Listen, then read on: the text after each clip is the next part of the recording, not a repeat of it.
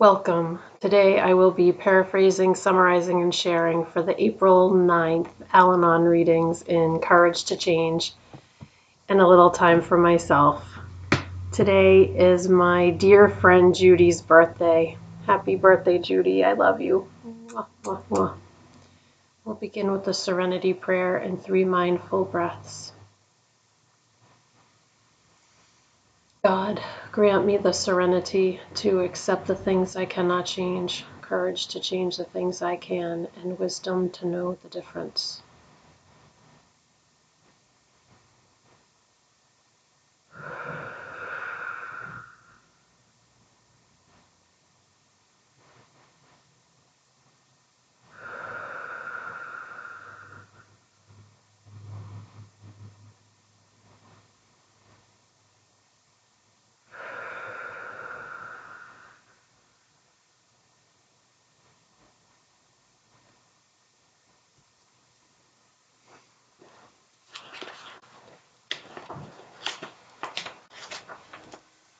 Take a moment to look this over.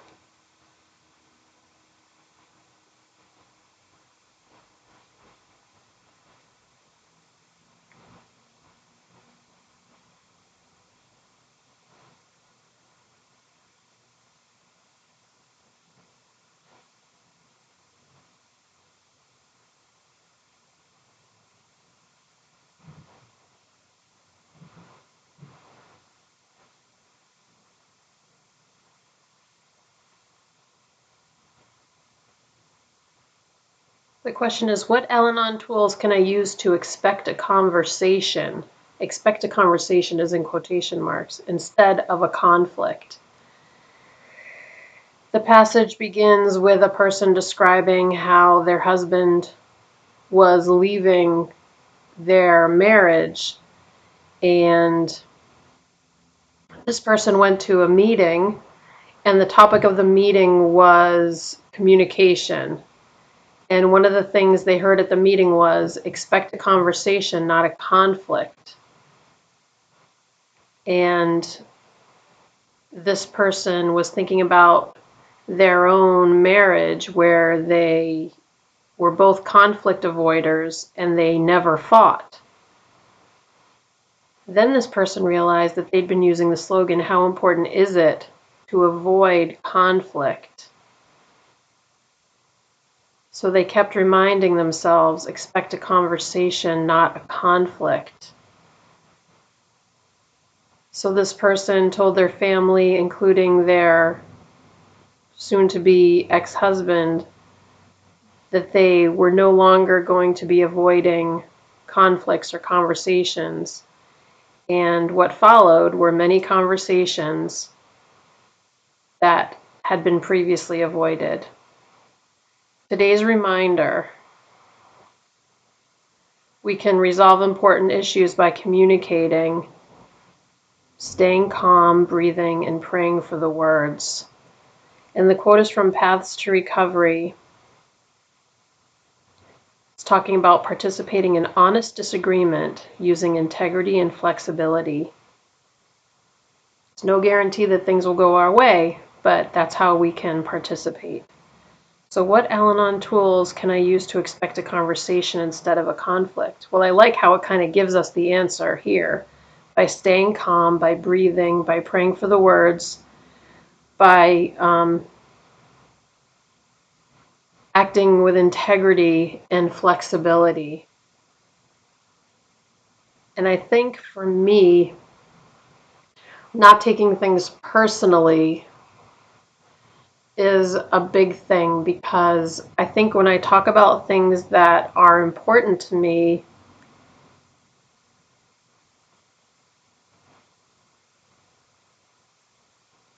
I tend to feel a little more defensive than when I'm talking about something that does not feel as important to me.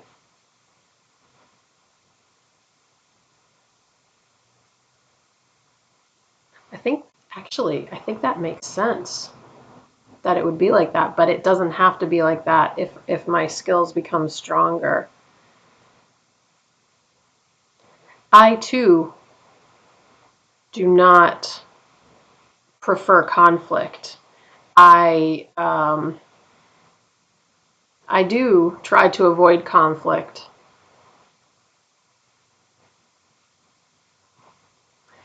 And I'm getting better at dealing with things on a rational level without like sweeping them under the rug, so to speak. But there was a time, a long time ago, where I would actually admit to doing things that I didn't actually do just to end an uncomfortable conflict. And like I just wanted to get it over with. So I would just admit to doing something that I didn't even do just because I knew it would end a conflict. I know that that's not healthy. And I don't do that anymore. But this is really good food for thought because it's just a reminder. Stay calm, breathe, pray for the words, act with integrity, and be flexible. So I have to remember that people don't have to feel the way I feel. The world is not going to end. I think that's, when I feel strongly about something and someone disagrees, I feel like it's such a big problem that, bad things are going to happen. And that's not, most of the time, it's not true at all.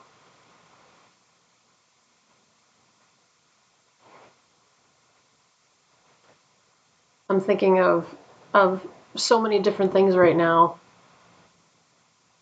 Um, we have local elections. Actually, okay, so I am filming this on March 26th. I'm actually going to Florida with my partner in a couple of days, and we're going for less than a week, and then we get back, and on April 7th, our town is having their local elections, and there's this awesome little local newspaper, and they are covering all the different candidates, and I really appreciate that because it's really difficult to find information on people who are running for political offices, in my opinion. So I read the most recent issue of this little local newspaper, and they had I read it, and my partner read it, and we were both like, why was this article in there? It it was about something that was pretty serious.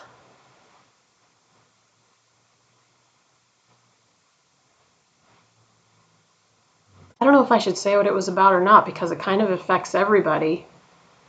But people who are listening, you may feel differently about it than I do, but I don't have to tell you how I feel about it. I can just tell you what the article is about, right? Right. Okay.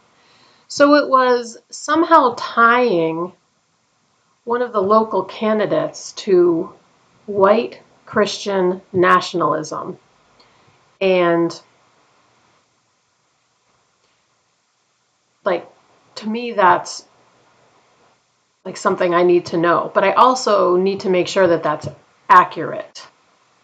Like if someone who is running for office is in support of white Christian nationalism, that's something that's important for me to know as a voter.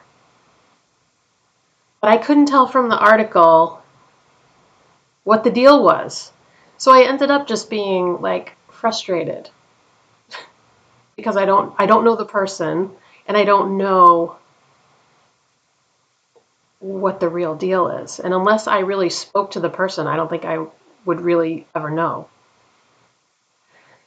So I guess where this expect a conversation instead of a conflict was when I went to the thrift shop to volunteer, I could have said to somebody, which I didn't, because I was just there. I could have said, "Do you know anything about this person? Are they in support of white Christian nationalism?" And I didn't bring it up because I didn't want to stir the pot. We have quite a mixture of people. I've talked about it before. People get like really, I'm one of them. I'm one of them. You've heard me. I talk about it quite frequently, how I get kind of stirred up because people have such strong views and they seem to be so opposing to how I feel or how I think I feel, but they're so sure that they're right, and I'm never sure that I'm right, but like I have like a heart and I know like what my conscience feels when I hear something if I feel like it just sounds wrong. So, I don't know, maybe I should have brought it up. I don't know how else I will ever find an answer. And now, I may vote for someone not knowing all the facts. But then again, do we ever know all the facts? We may think we know, but do we ever really know? I don't think so. I don't think we do. I think that's just the truth. Maybe I'm wrong. I'm wrong a lot. So, but I love this. Stay calm, breathe, pray for words, act with integrity, and be flexible. I love that. This is such a good. Mm, this is such a good page. Such good information to me for me because sometimes I feel like I'm doing okay and sometimes I feel like you know not so much. I just feel like I just what I want to say is I just feel like I'm a hot mess, and I don't think that's true. I think that it's somewhere in the middle. I don't think I've ever got it completely together, and I don't think I'm ever like completely off. Like I think I'm always in a range, and right now I may be a little off a little in range because I'm thinking about going away, and getting ready to go away is a little stressful, and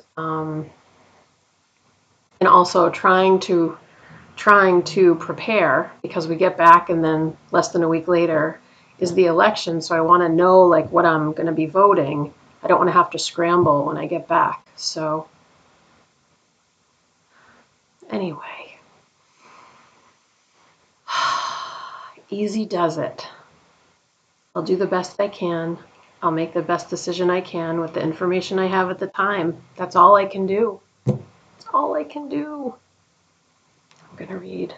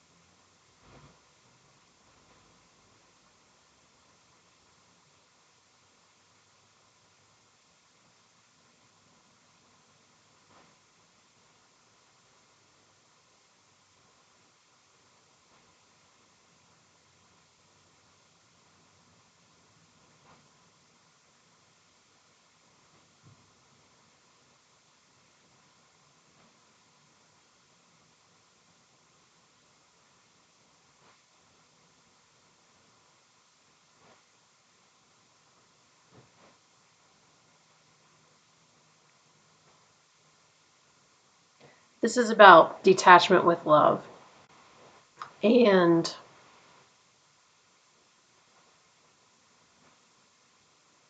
this person is talking about how they were able to detach with indifference, but they eventually learned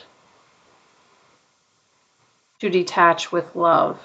In Al-Anon, they came to feel safe enough to feel their feelings,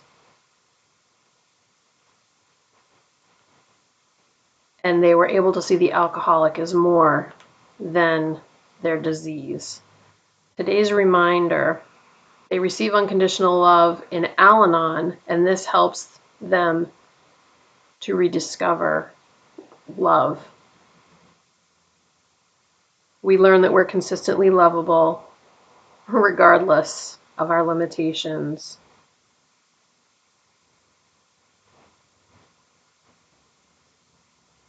We begin to see lovable things in others,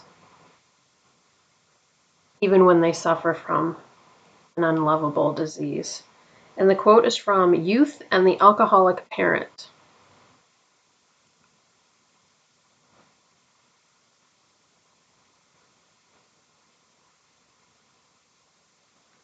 When we change our attitude, our perspectives change, and love and respect become part of our regular life. That's just beautiful. And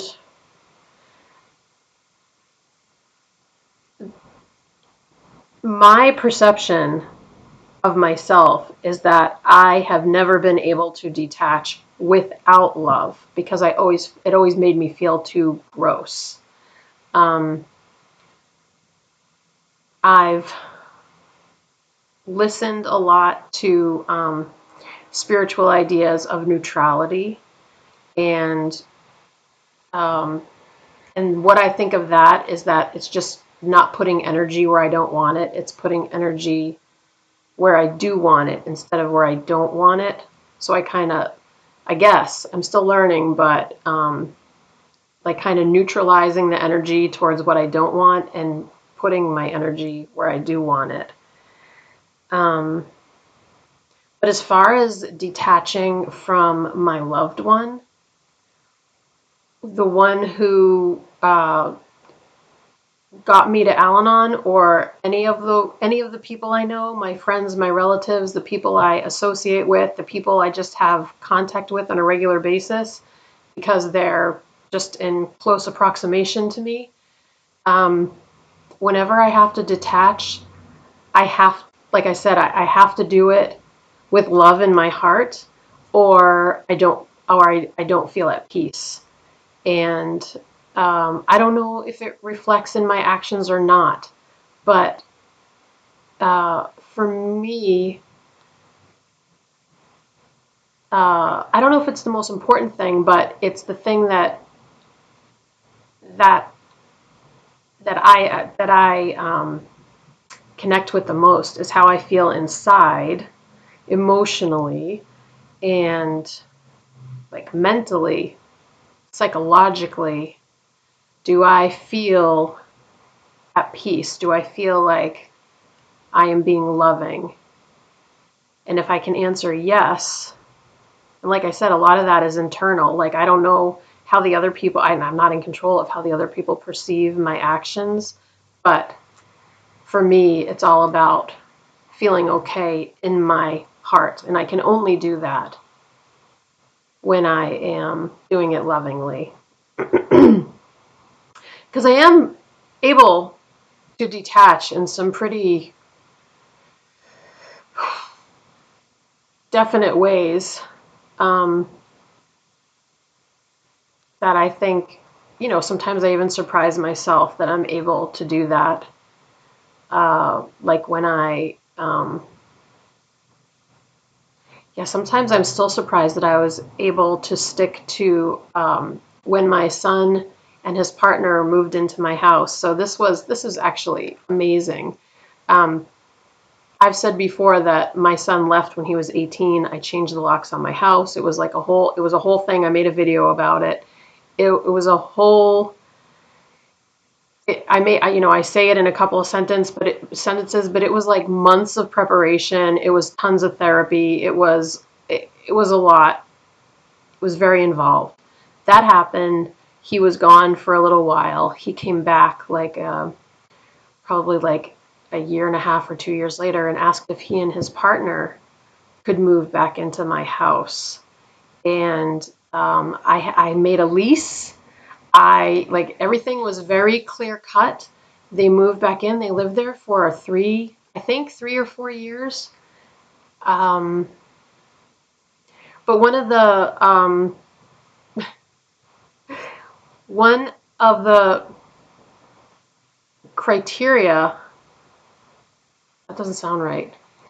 In any case, one of the terms of their living with me was that they could not have any children, because my thinking was, um, if you can't take care of yourself enough to live on your own, then you shouldn't be having a baby.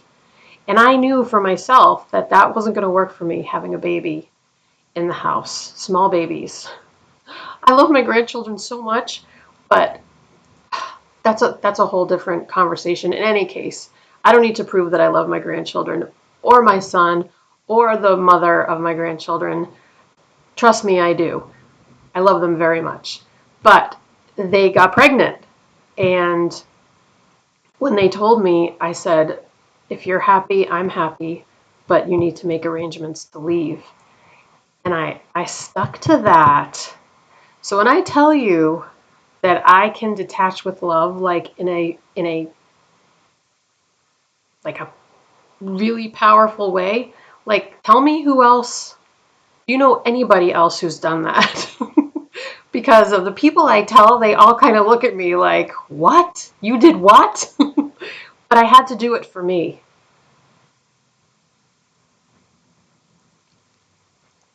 For better or for worse. So that's what detaching with love is bringing up for me today. So I didn't film yesterday, and today's video is over 20 minutes long. So I guess I had a lot to say.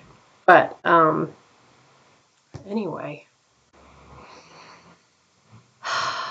we'll close out with the serenity prayer and 3 mindful breaths. Here we go.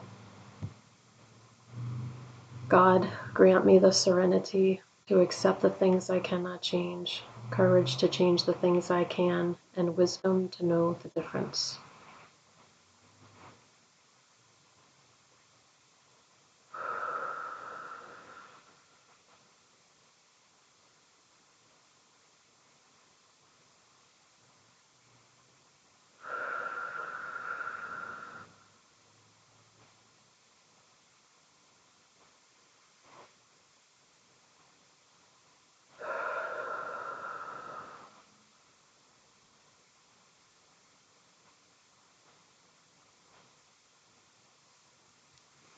Thank you so much for joining me today.